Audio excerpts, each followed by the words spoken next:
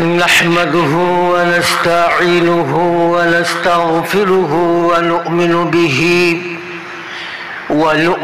به ونتوكل عليه ونعوذ بالله من شرور أنفسنا ومن سيئات أعمالنا من يهده الله فلا مضل له ومن يضلله فلا هادي له ونشهد أن لا إله إلا الله وحده لا شريك له ونشهد أن سيدنا وسندنا وحبيبنا ومولانا محمدا عبده ورسوله أرسله بالحق بشيرا ونذيرا وداعيا إلى الله بإذنه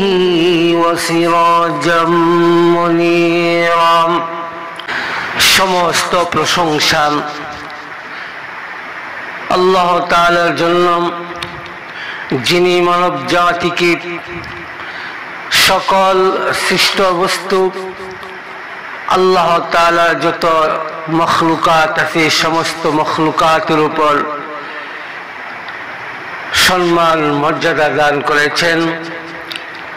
যে আল্লাহ সুবহানাহু ওয়া তাআলা, যিনি মানুষকে সাবলীল ভাষায়, সাহিত্যপূর্ণ ভাষায় মনের ভাব প্রকাশ করার যোগ্যতা আল্লাহ তাআলা দান করেছেন, যিনি মানুষকে সব কিছু চেনার বোঝার যোগ্যতা আল্লাহ তাআলা দান করেছেন, যিনি মানব জাতিকে ঈমানের মতন দৌলত দিয়ে মুসলমানদের করে জন্মগ্রহণ করার তৌফিক দান করেছেন। যে আল্লাহ আমাদেরকে শারীরিক সুস্থতা দিয়ে এবং সর্বশ্রেষ্ঠ নবীর উম্মত হওয়ার তৌফিক দান করেছেন। এই জন্য আসুন আমরা সকলেই সেই মহান মুনিবের দরবারে কৃতজ্ঞতা প্রকাশ করে সকলে পড়ছি আলহামদুলিল্লাহ। জুমার আলোচনা ভূমিকায় সময় নষ্ট করা যাবে না। সরাসরি আমরা আলোচনায় হাত দিই। কি জিনিস আছে, যে জিনিসগুলি সর্বদাই আল্লাহ তাআলার কাছ থেকে আমাদের চেয়ে আদায় করতে হবে, এইগুলি আল্লাহ তাআলার কাছে আমাদের বেশি বেশি চাইতে হবে। এক নম্বরে শারীরিক সুস্থতা। সুস্থতাও আল্লাহ তাআলার একটি নিয়ামত, অসুস্থতাও আল্লাহ তাআলার একটি নিয়ামত। অসুস্থ হলেও নিয়ামত, গুনাহ মাফ হয়, আল্লাহ পাক মর্যাদা বাড়ায়। কিন্তু অসুস্থতার নিয়ামতের চেয়ে সুস্থতার নিয়ামতটাই সবচেয়ে প্রিয় এবং শ্রেষ্ঠ। আল্লাহ তাআলার কাছে সর্বদাই আমরা এই সুস্থতাই কামনা করব। আল্লাহ পাক যেন আমাদেরকে সর্বদাই শারীরিক সুস্থতা আল্লাহ তাআলা আমাদেরকে দান করেন। দুই নম্বরে আল্লাহ তাআলার কাছে বেশি বেশি আমাদের ফরিয়াদ করতে হবে, আল্লাহ তাআলা যেন আমাদেরকে হালাল রিজিক অনুসন্ধান করার এবং হালাল রিজিক বক্ষণ করার আল্লাহ তাআলা আমাদেরকে তৌফিক দান করেন। আল্লাহ তাআলার কাছে আমাদের ফরিয়াদ করতে হবে, আল্লাহ তাআলার কাছে আমাদের চাইতে হবে। কারণ হারাম রিজিকে, যারা হারাম রিজিক খাবে, হারাম মাল খাবে, এর দ্বারা মানুষের অন্তর মরিয়া যায়। হারাম রিজিকে মন, মস্তিষ্ক, শরীর দুর্বল হয়ে যায়। হারাম রিজিক যারা খাবে এর দ্বারা তাদের দোয়া এবং কোনো ইবাদত আল্লাহ তাআলার দরবারে কবুল হবে না। হারাম রিজিকে দোয়া ইবাদত কবুল হয় না। হারাম রিজিক বা হারাম মাল উপার্জন করার পরে এই হারাম মাল যদি দান সদকা করা হয় তাও আল্লাহ তাআলার দরবারে কবুল হয় না। যারা হারাম মাল খায় আল্লাহ এবং ফেরেশতা মানুষদের এই সমস্ত মানুষদেরকে আল্লাহ তাআলা কখনো পছন্দ করেন না। নেক যে সমস্ত মানুষ হারাম মাল খেয়ে অভ্যস্ত, হারাম মাল খায়, তাদের থেকে কোনো নেক সন্তান জন্মগ্রহণ করা বা জন্মগ্রহণ হয় না। এর চাইতে আরো ভয়ঙ্কর ভয়ঙ্কর ক্ষতি হয় যারা হারাম মাল উপার্জন করে এবং হারাম মাল খায়। মানুষ বিভিন্ন কোয়ালিটিতে, মানুষ বিভিন্ন পদ্ধতিতে হারাম মাল উপার্জন করে। কেউ ব্যবসার মাধ্যমে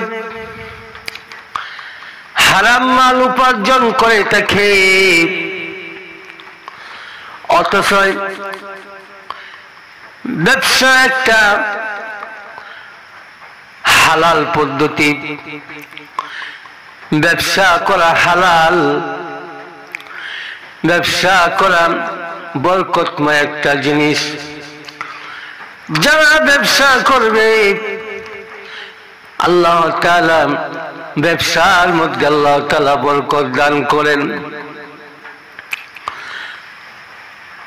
ব্যবসার মধ্যে আল্লাহ তাআলা বরকত দান করেন।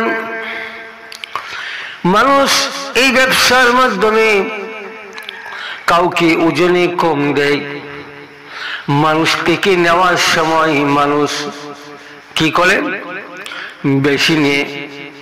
এই জাতীয় ব্যবসা করা হারাম।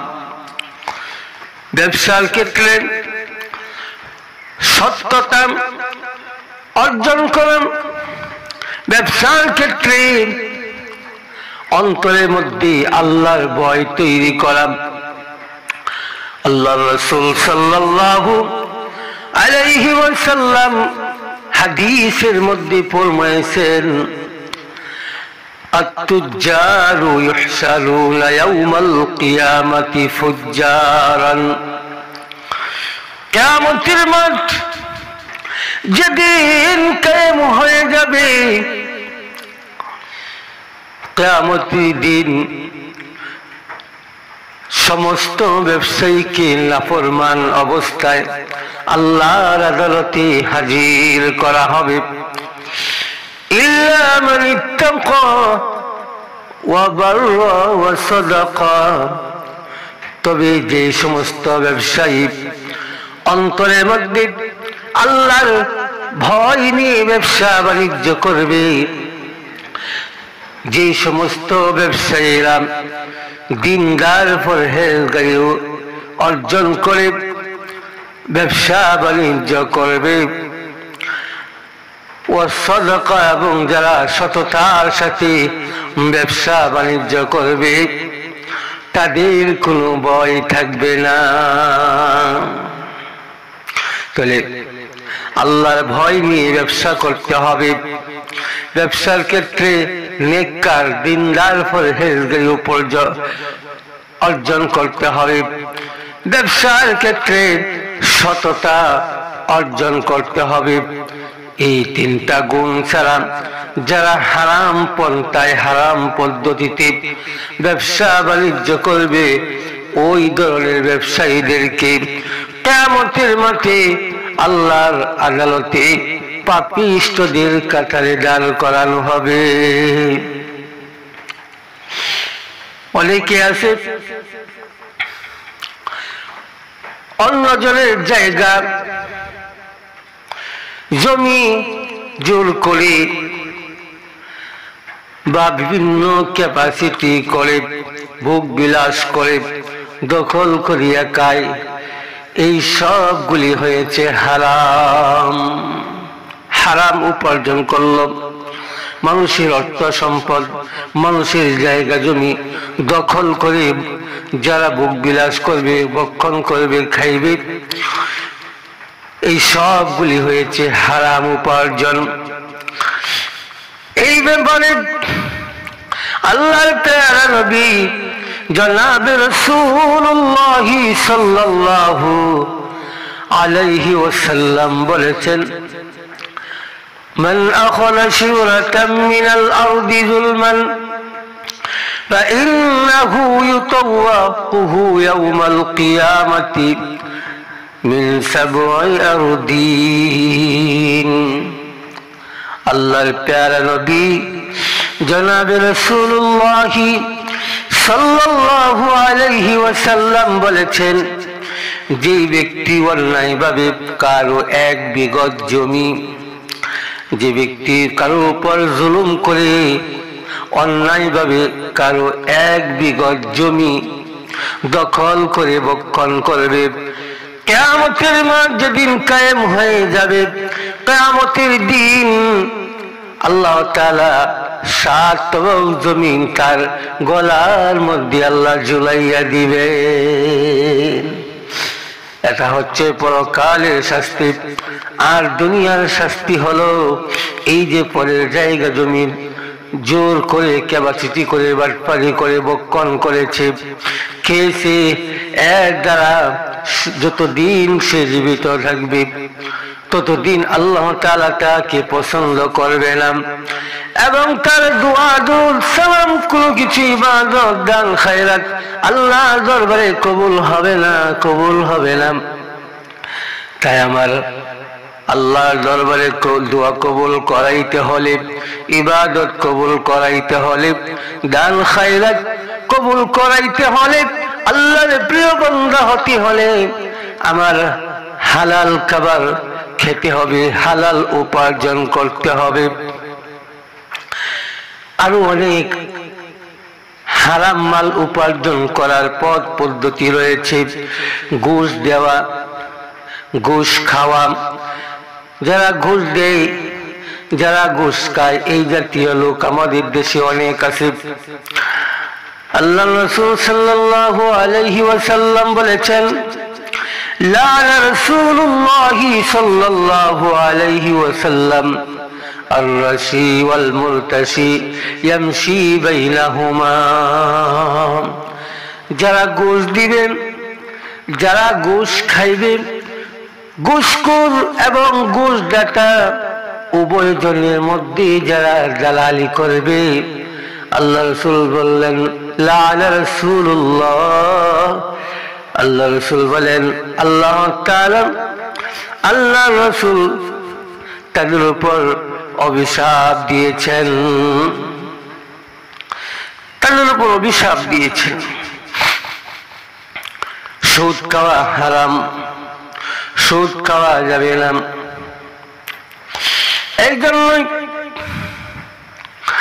আল্লাহর প্রিয় নবী জনাব রাসূলুল্লাহ সাল্লাল্লাহু আলাইহি ওয়াসাল্লাম বলেছেন, قال رسول الله صلى الله عليه وسلم طلب كسب الحلال فريضة بعد فريضة। রাসূল সাল্লাল্লাহু আলাইহি সাল্লাম বলেছেন, হালাল রিজিক উপার্জন করা আল্লাহ তাআলা দুনিয়াতে যত ফরজ বিধান দিয়েছেন, যত ফরজ বিধান আল্লাহ তাআলা দিয়েছেন, এই ফরজ বিধানের মধ্যে একটি বিধান হচ্ছে হালাল মাল উপার্জন করা, হালাল মাল তালাশ করা।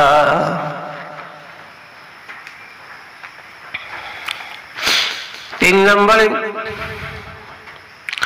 আল্লাহর কাছে আমাদের চাইতে হবে, আল্লাহ আমাদেরকে নিরাপদ বাসস্থানের ব্যবস্থা করে দাও, যাতে আমরা শান্তি সহকারে তোমার জমিনে বসবাস করতে পারি, সর্বক্ষেত্রে সর্বদিক থেকে যাতে আমরা নিরাপদে থাকতে পারি এমন একটি বাসস্থানের তুমি ব্যবস্থা করে দাও। শত্রুর হাত থেকে যাতে আমরা হেফাজতে থাকতে পারি, শরীয়তের হুকুম আহকাম মেনে পর্দার সাথে যাতে আমরা নিরাপদে থাকতে পারি এমন একটা বাসস্থানের ব্যবস্থা করে দাও। আল্লাহর কাছে এই দোয়া করতে হবে। এরপরে 4 নম্বরে একজন ভালো নেককার দিনদার পরহেজগার আল্লাহ ওয়ালি বিবি পাওয়ার জন্য আল্লাহর কাছে দোয়া করতে হবে। যেই ঘরে একটা দিনদার নেককার স্ত্রী থাকবে সেই ঘরে আল্লাহর রহমত দ্বারা ভরপুর করে দেন, সেই ঘরটার মধ্যে আল্লাহ তাআলা রহমত দ্বারা ভরপুর করে দেন। নেককার দিনদার স্ত্রী থাকলে একজন খারাপ স্বামীও এক সময় ভালো হয়ে যায়। নেককার দিনদার স্ত্রী যার ঘরে থাকবে সেই ঘরের মধ্যে ছেলে মেয়েও দিনদার হয়। নেককার দিনদার স্ত্রী যার ঘরে থাকবে সেই ঘরের মধ্যে শ্বশুর শাশুড়িও অপমান হয় না, সম্মান পায়। একজন দিনদার নেককার শিক্ষিত স্ত্রী থাকলে ছেলে মেয়ে শিক্ষিত হয়, আদব বলা হয়, আখলাক ওয়ালা হয়। এই জন্যই আল্লাহ তাআলার কাছে বেশি বেশি ফরিয়াদ করা যে আল্লাহ তুমি আমাকে একজন নেককার দিনদার আল্লাহ ওয়ালা তুমি স্ত্রী আমাকে দান করো। 5 নম্বরে ঈমানের সাথে মৃত্যু হওয়া। ঈমানের সাথে মৃত্যু হওয়ার জন্য আল্লাহর কাছে দোয়া করা। যার ঈমানের সাথে মৃত্যু হবে তার ফয়সালা হবে জান্নাত, যার ঈমান হারা অবস্থায় মৃত্যু হবে তার ঠিকানা হবে জাহান্নাম। সেই জন্যই সর্বদাই ঈমানের সাথে থাকা, ঈমানের সাথে মৃত্যু হওয়ার জন্য আল্লাহর কাছে সর্বদাই দোয়া করা। 6 নম্বরে একজন নেককার সন্তান আল্লাহর কাছ থেকে চাওয়া যে আল্লাহ তুমি আমাকে একজন নেককার সন্তান দান করো, একজন নেককার দিনদার তুমি সন্তান দান করো। 7 নম্বরে আল্লাহ তাআলার কাছে জান্নাত চাওয়া এবং জাহান্নাম থেকে মুক্তি পাওয়া। জান্নাত চাওয়া এবং জাহান্নাম থেকে মুক্তি পাওয়া। আল্লাহ তুমি আমাকে জান্নাত দান করো, জাহান্নাম থেকে আমাদেরকে মুক্তি দাও। আল্লাহ তোমার জান্নাত আমাদেরকে দাও, জাহান্নাম থেকে মুক্তি দাও। আল্লাহ তাআলার কাছে সর্বদাই দোয়া করা। আমরা আল্লাহর গোলাম, আমরা আল্লাহর গোলাম, আমরা আল্লাহ তাআলার গোলাম। আমরা যে আল্লাহ তাআলার গোলাম তার কোনো প্রমাণ আছে কি? কোরআনে এমন বিষয়, এই বিষয়ে আল্লাহ তাআলা কোনো বক্তব্য রাখছেন কি? বলে হ্যাঁ, ওয়ামা খালাকতুল জিন্না ওয়াল ইনসা ইল্লা লিয়াবুদুন।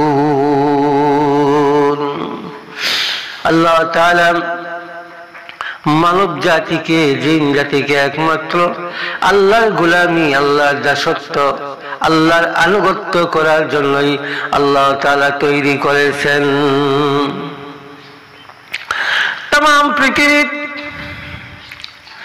চন্দ্র আছে, সূর্য আছে,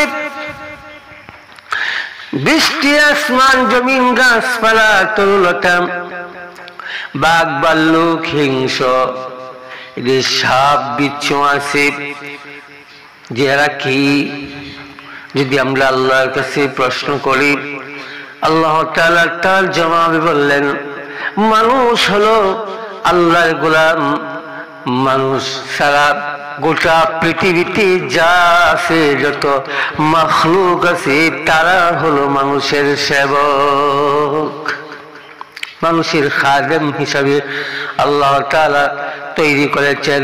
মানুষের সুখ শান্তির জন্য আল্লাহ তাআলা সবকিছু তৈরি করেছেন।